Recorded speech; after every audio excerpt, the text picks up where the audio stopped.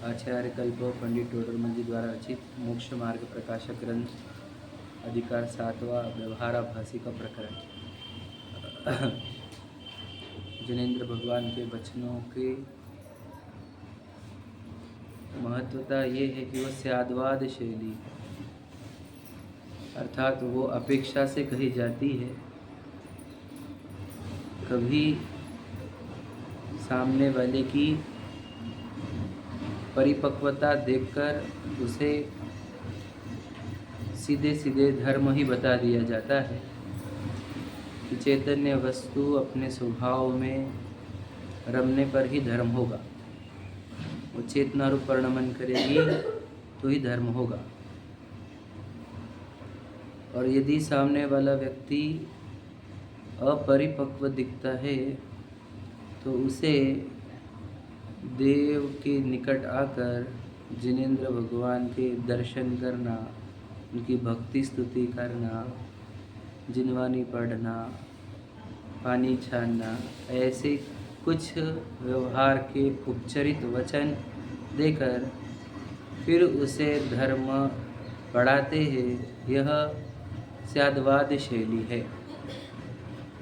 अब ये स्याद्वाद शैली में जिसको अपरिपक्व जानकर उपचार से व्यवहार के वचन सुनाए थे, ऐसे जीव उस व्यवहार के वचनों से मिले हुए उपदेश को ही धर्म समझकर वास्तविक धर्म में पहुँचते नहीं है।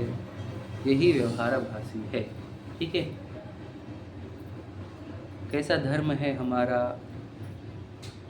जागे मम दुर्लभ बोधि प्रभो, दुर्नयतम सत्वर टल जावे, बस ज्ञाता दृष्टा रह जाओ, मद मत्सर मोह विनश जावे। बस इतना ही, बस ज्ञाता दृष्टा रह जाओ और मद मत्सर मोह विनश जावे। समझ रहे?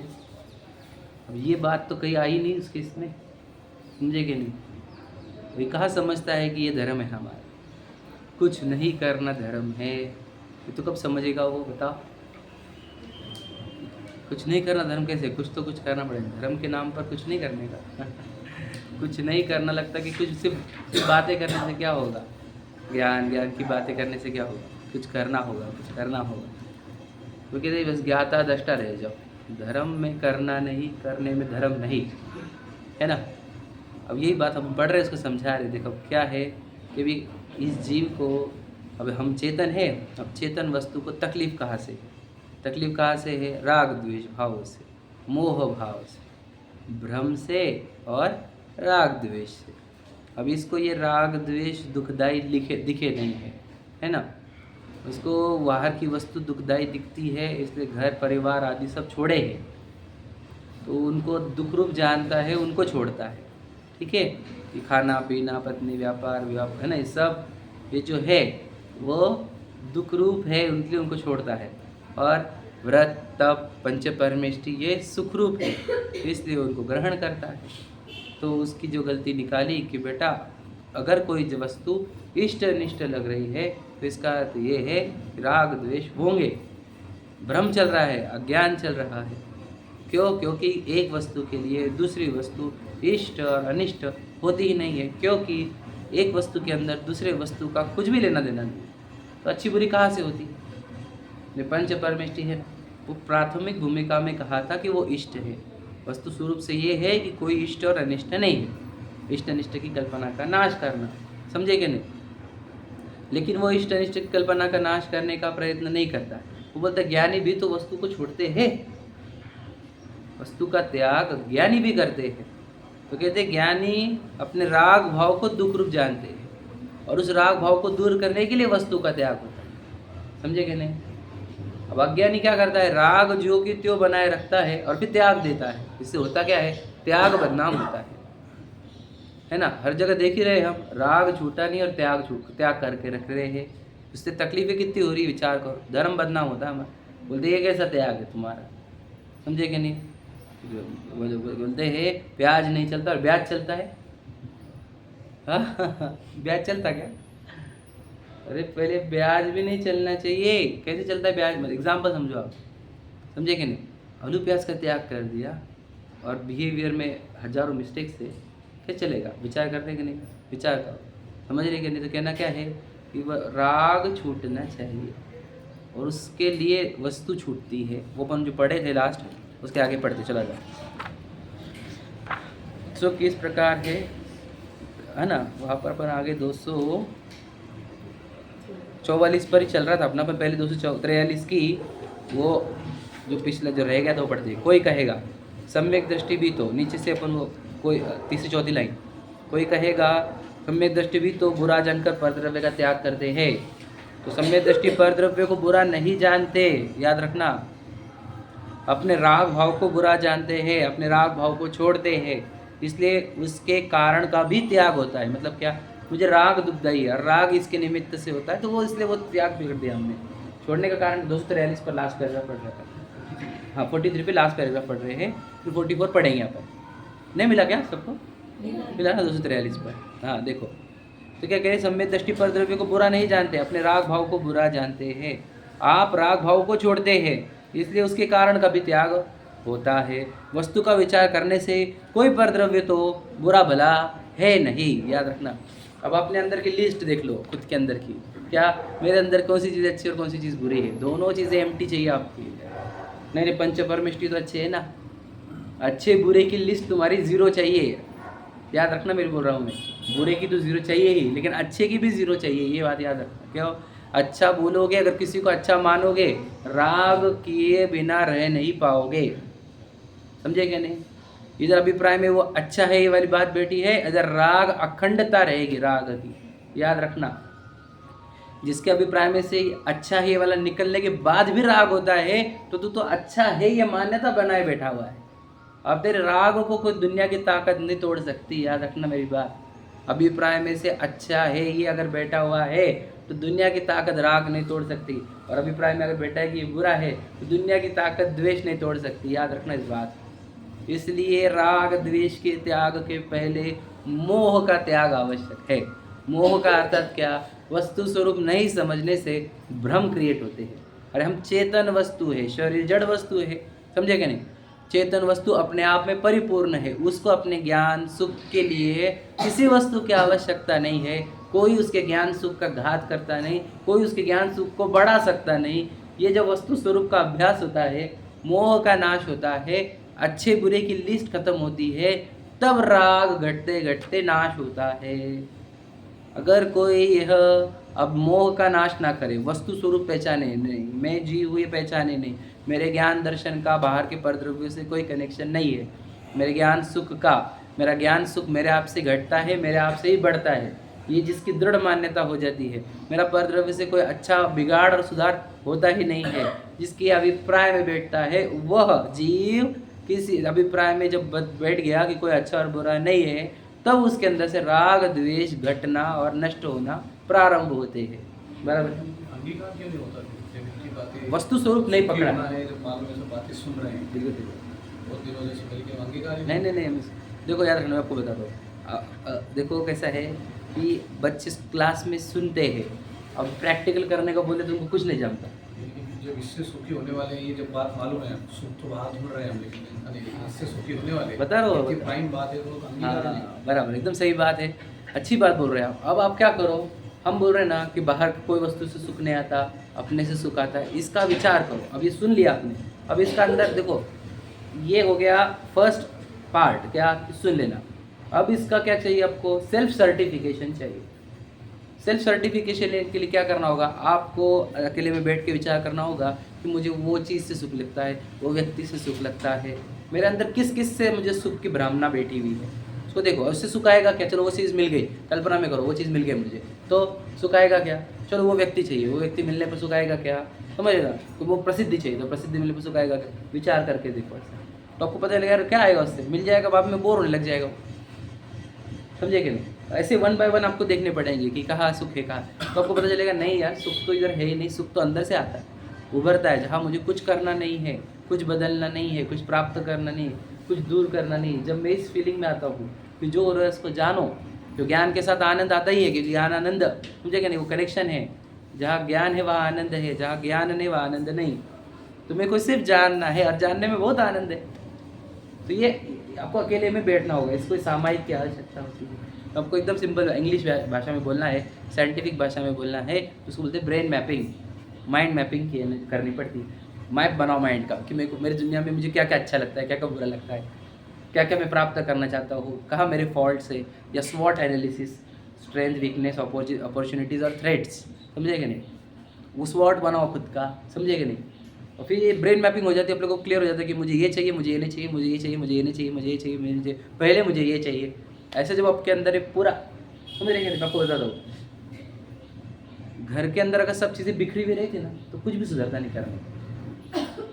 वैसे माइंड के अंदर भी बहुत सारी चीज़ें बिखरी हुई है, समझे क्या, एकदम सिंपल होता है। ये करूँगी, वो करूँगी, ये करूँगी, वो करूँगी, ये करना है, वो भी करना है, वो भी करना है, वो भी करना है। और मोबाइल की भाषा में बोले तो बहुत सारे ऐप्स खुले हुए हैं, इसलिए मोबाइल हैंग हो रहा है। समझे क्या नहीं। तो आपको क्लोज ऑल करने पड़ेंगे और जो ऐप खोलना है वो ऐप खोलना पड़ेगा। तो आप सब सीधी सीधी बात है, ये बहुत सारे एप्लीकेशन खुले हुए हैं, तो आपको क्या करने होंगे, जो अनवांटेड अनरिक्वायर्ड है सबको क्लोज करते जाओ। तो उसको कैसे पता चलेगा कौन सा वांटेड है कौन सा अनवांटेड है। तो आपको उसके लिए विचार करना होगा, देखो इसकी क्या ज़रूरत है, दिन भर खुला रहता है ये ऐप, क्या ज़रूरत है इसको, दिन में एक बार भी देख ले तो चलेगा ना, क्लोज करो इसको, समझे। ऐसा ऐसे वन बाय वन आपको ऐसे आपके ऐप क्लोज करते जाओ, आपका जो मोबाइल है वो हैंग नहीं होगा, प्रॉपर वर्क करेगा। आज वो हैंग स्टेट में है कि नहीं है, उसका कारण क्या है, बोलो नंबर ऑफ एप्लीकेशंस ओनली। इसलिए पहला काम क्या करो, मेरा डायरेक्शन फाइनल हो जाए, समझ आएगा। स्पीड का अपन बाद में देख लेंगे, मुझे करना क्या है, क्या नहीं चाहिए मुझे। आपने जिस दिन धर्म को, सुख को, याद रखना भैया, सुख को आपने टॉप पे डाल दिया है और फिर आपका धन सेकंड पे जाएगा जिस दिन, उस दिन आपकी जर्नी सही चालू हो जाएगी। अधिकृत क्या है कि हमने जर्नी में टॉप पर रखा है धन को, अब हम धन जब टॉप पर रखेंगे तो हम सुख को कॉम्प्रोमाइज़ कर देते हैं, समझे कि नहीं। हम प्रसिद्धि को, प्रशंसा को जब टॉप पे रखते हैं हम सुख को कॉम्प्रोमाइज़ कर देते हैं, समझे कि नहीं।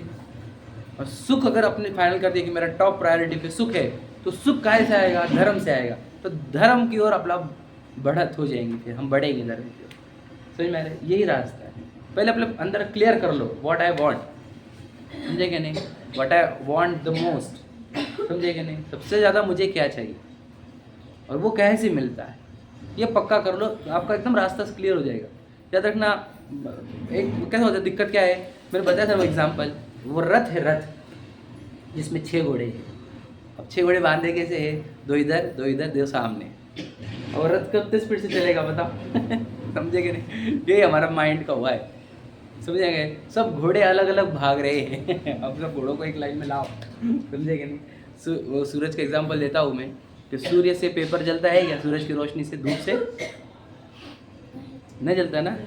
कंसंट्रेट करने पर ताकत बढ़ती है, समझे क्या नहीं। आप भी सूरज ही हो, लेकिन शक्ति क्या हो रही है, बिखर रही है वो सब जगह। उसको एक जगह पे लाओ, शक्ति ऐसी बढ़ेगी आपकी। आप अपने जैसे एक आपने खोज लिया कि ये रास्ता है मेरा, अब आपकी पूरी शक्ति एक ही डायरेक्शन में भागेंगी, तो वहाँ पर क्या होगा, ग्रेट अचीवमेंट्स मिलेगी आपको, समझे क्या नहीं। और जितने लोगों ने अचीवमेंट्स किए उसका ये कारण था, उन्होंने एक डायरेक्शन फाइनल कर दी। कोई भी ले लो आप, कोई भी एक्टर ले लो या साइंटिस्ट ले लो या कोई संत ले लो या कोई भी, उन्होंने क्या कर दिया, ये अपना फाइनल है। अब क्या हो गया, पूरी एनर्जी वन साइड भाग रही है, तो क्या हो गया, ग्रेट अचीवमेंट्स, समझ में आ रहा है क्या। और जितने भी अचीवमेंट नहीं कर पाए उनका क्या था, बहुत सारी एनर्जी थी लेकिन बहुत सारे जगह पर डाइवर्ट हो गई। Jack of all master of nothing, समझ में आया कि नहीं। तो वही मास्टर ऑफ समथिंग बनो, वो किस में बनना है वो आप डिसाइड करो। मेरा सेक्टर क्या होना चाहिए, फुल मास्टरी का, सुखी होना। I want to achieve the happiness, the prime, समझे कि नहीं, रिक्वायरमेंट। वो सुखी हो, सुखी कैसे होगा, धर्म से हो। धर्म कैसे होता है, सीखो भी धर्म दिल से, ठीक है नहीं। अरे पूरा डेडिकेशन किए बिना छोटी सी डिग्री भी नहीं आती। बात होना और कर्म भी रहेगी। नहीं नहीं, बिल्कुल भी नहीं। कर्म रोक रहे हैं ऐसा है नहीं, हम रोक रहे हैं ऐसा है। देखो याद रखना, सक्सेस फेलियर क्या हो रहा है आपका, बाहर पैसों वगैरह में, है ना, निंदा प्रशंसा में, प्रॉफिट लॉस में, वो कर्मों का है। अब धर्म से नहीं जुड़ रही है आपका, समझे क्या नहीं।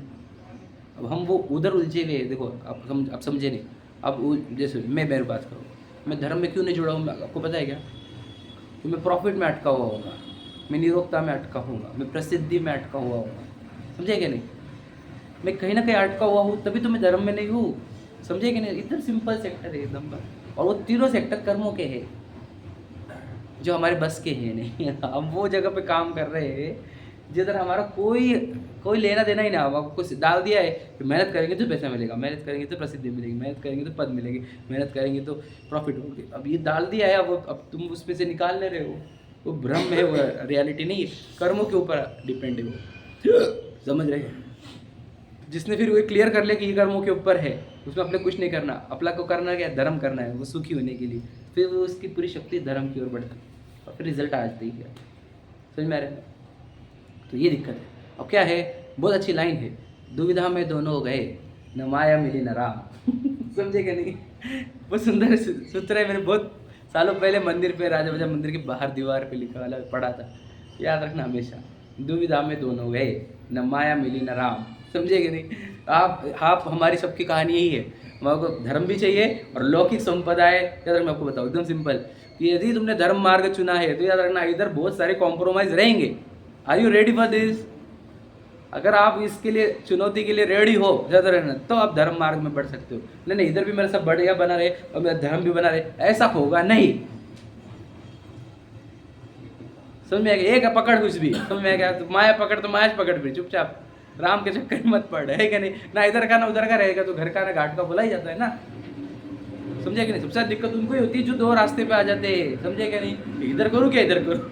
क्योंकि वो कहीं पे भी फुल हार्टेड काम पर नहीं कर रहे हो। धर्म क्षेत्र में क्या लगता है, आजीविका क्या कहूँगा, आजीविका क्षेत्र में धर्म भी करना है, वो कहीं के नहीं बचते हैं। बुरा मत लगने देना, हमारे को एक नौका पकड़नी पड़ेगी और दूसरी नौका, अब कौन सी नौका पकड़े हम, धर्म पकड़े कि वो कर्म पकड़े, ये प्रश्न है। अब दो नौका हो गए हमने। हाँ, याद रखना, कर्म की नौका में अगर तुम रुक भी गए तो भी तुम जिंदगी भर एफर्ट कर लो, आप कुछ भी चेंज नहीं कर पाओगे।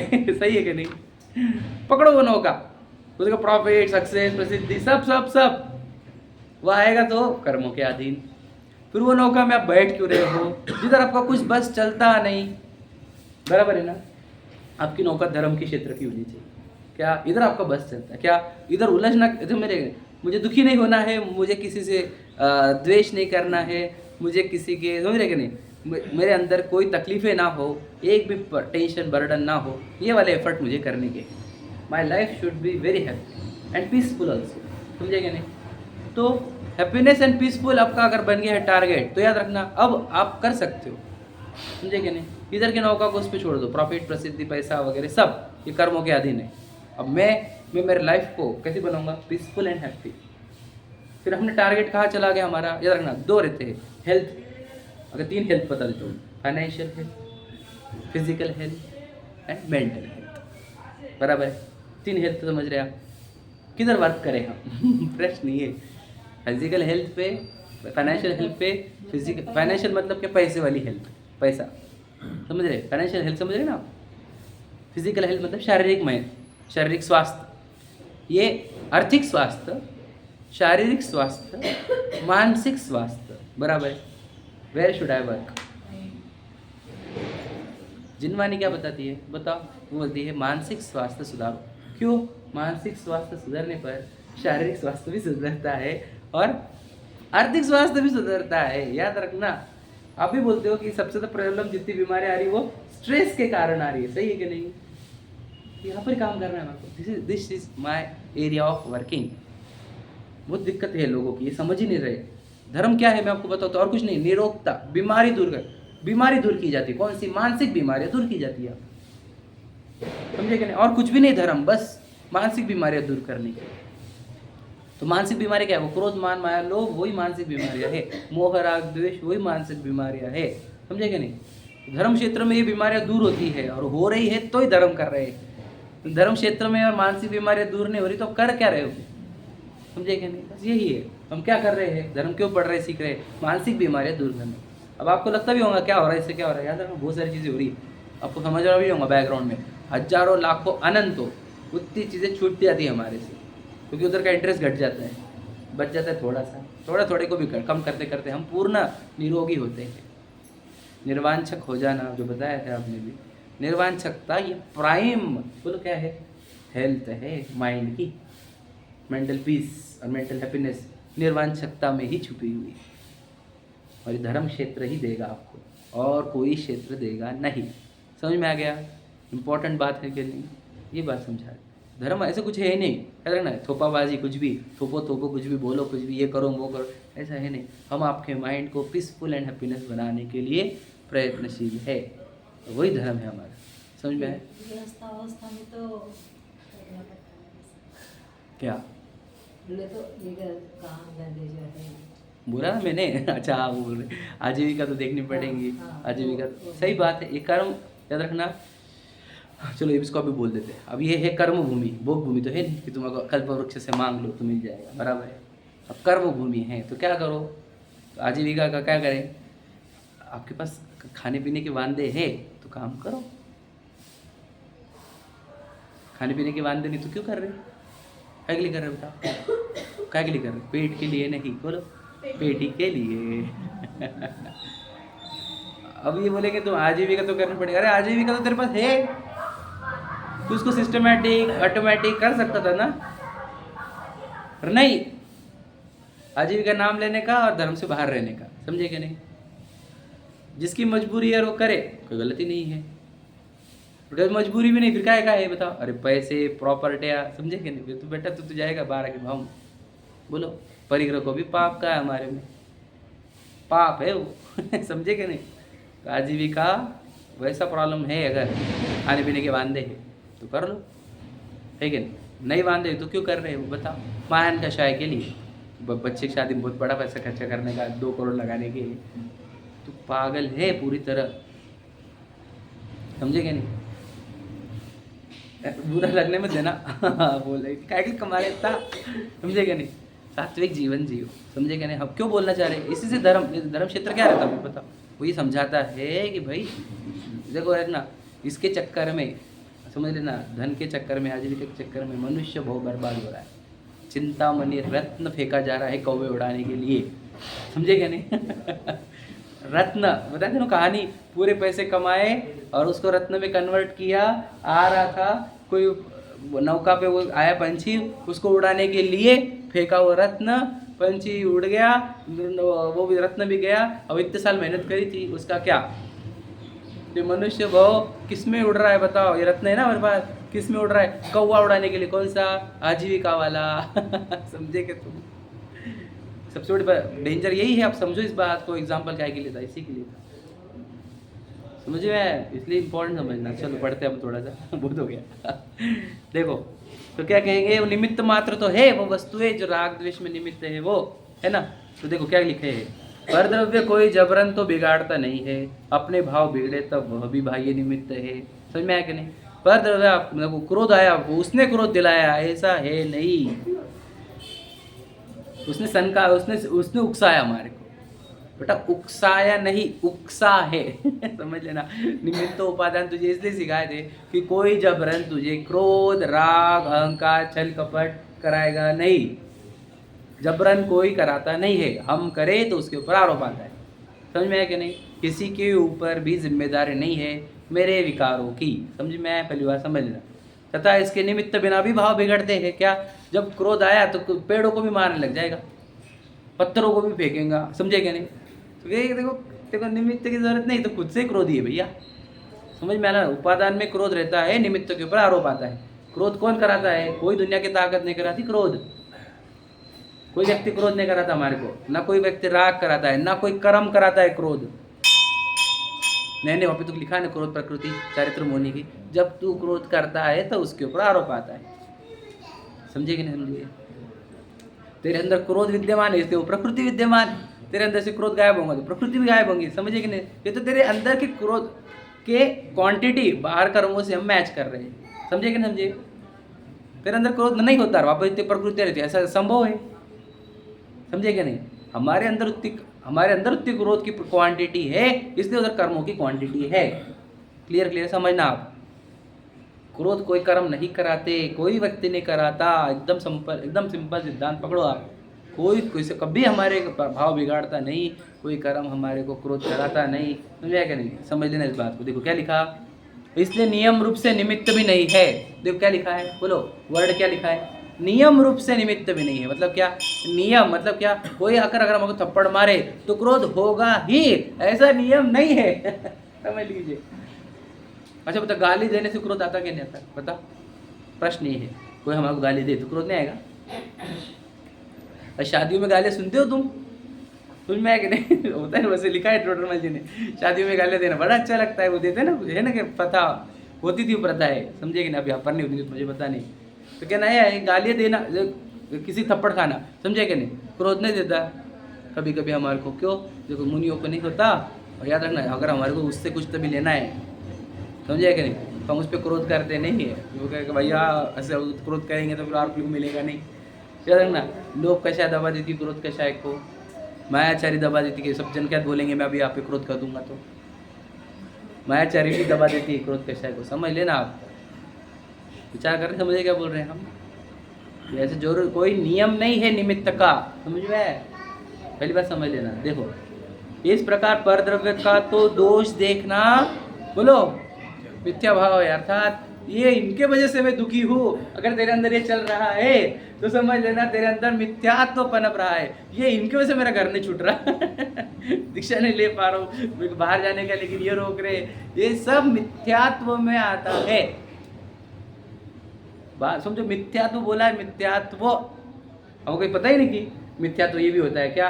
जहाँ आपने परद्रव्य का दोष देखा वहाँ मिथ्यात्व आया। एग्जाम्पल, मेरा जो बुरा कर रहे हैं वो कर्म कर रहे हैं, मेरा जो बुरा कर रहे हैं वो पत्नी कर रहे हैं, बच्चा कर रहे हैं, मेरे भाई बहन कर रहे हैं, मेरे पापा मम्मी कर रहे हैं, मेरा ये कर रहा है, वो जो भी होगा, मेरे कॉम्पिटिटर कर रहा है, वो मेरा बिजनेस लॉस कर रहा है, मेरे डील्स खींच ले रहा है। सब झूठ बात है, ये सब झूठ है। नहीं, लेकिन उसने मेरा बहुत भला किया, उसने मेरे को बहुत उपकार किया, इसने मेरे लिए बहुत अच्छा किया, वो अच्छा किया, वो बहुत अच्छा है मेरे लिए, इतना आज मेरा जो भी हो उनकी वजह से हो, ये भी मिथ्यात्व है। सब जगह नहीं, ध्यान सुन लेना। भ्रम ये पूरा के पूरा ऑल टुगेदर भ्रम के कैटेगरी में आता है, मिथ्यात्व की कैटेगरी में आता है। ठीक है, पढ़ दो। राग आदि भाव ही बुरे हैं, समझ में आ गया? ये जिसके जीवन में आ गया कि मेरे अंदर जो ये रखना दुख जितना है वो राग आदि भावों का है, राग आदि भाव ही बुरे है।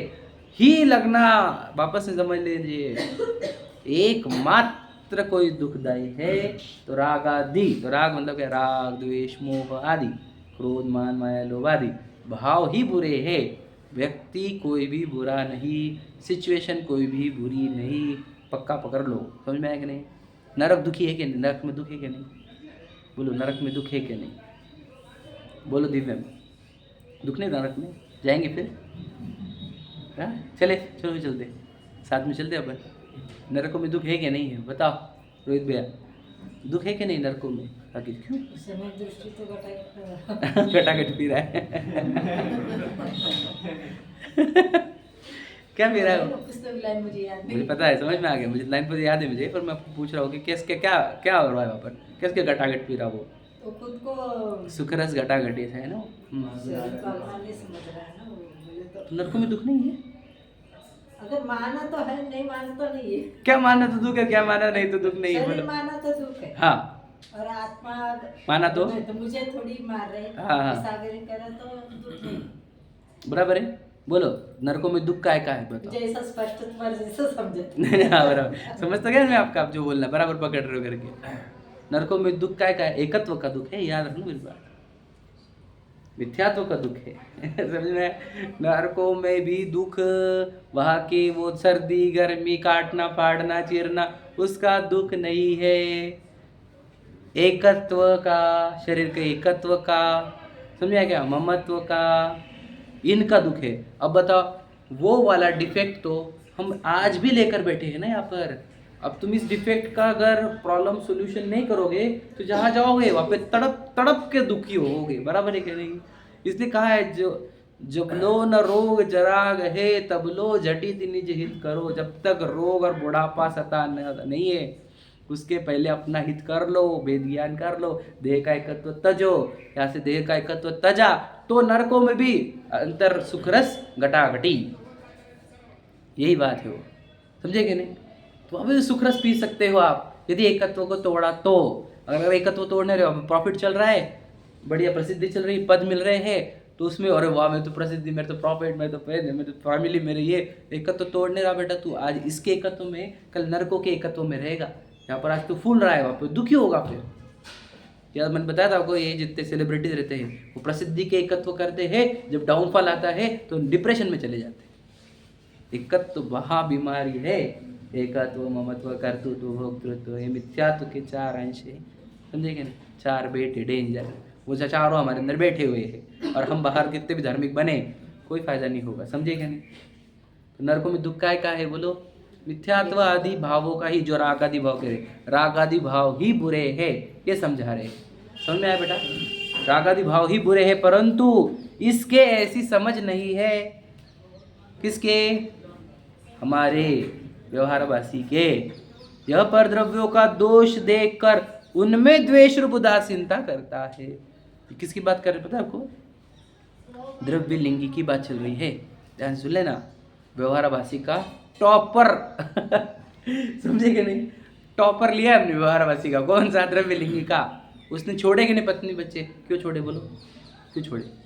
उनको दुख रूप देखा है, द्वेष रूप उदासीनता आई है, समझे कि नहीं समझे?